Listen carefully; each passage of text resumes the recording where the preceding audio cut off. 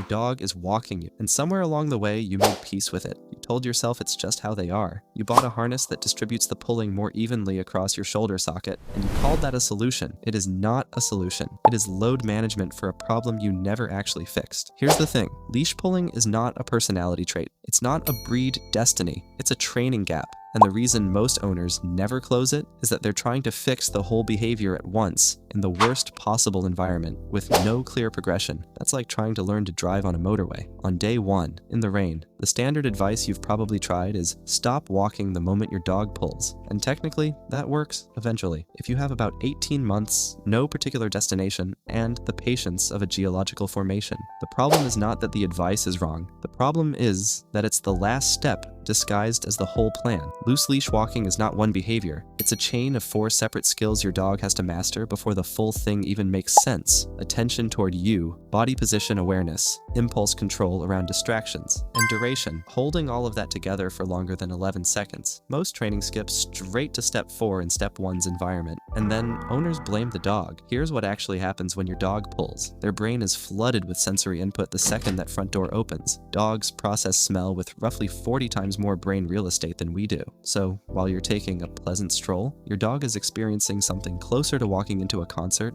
a restaurant, and a crime scene simultaneously. Asking for focused attention in that state without building up to it first is not training. It's hoping. So here's the actual progression. 4 weeks. Each stage has a clear pass mark before you move on. Week 1 is attention work. Do this indoors, in your hallway, in the garden, anywhere boring. You're not walking yet. You're teaching your dog that checking in with you is the most interesting thing available. Every time they make eye contact voluntarily, they get rewarded, not after you ask, voluntarily. You're building a habit of orientation. Pass mark. Your dog checks in without being cued at least 8 to 10 times in a 5-minute session. If you're not there yet, stay in week 1. Week 2 is position work. Now you start moving. Short distances, still low distraction. You're teaching your dog where the magic zone is, roughly level with your left knee. Leash loose. Use movement itself as the reward. The moment they drift into position, you move forward. The moment the leash tightens, you stop. Not with frustration, with the energy of someone who simply has nowhere to be. The dog figures out very quickly that a tight leash makes interesting things stop happening. Week 3 is the first real test. You introduce one distraction at a time. Not the dog park, not the high street. One thing, a known dog at a distance, a parked bicycle,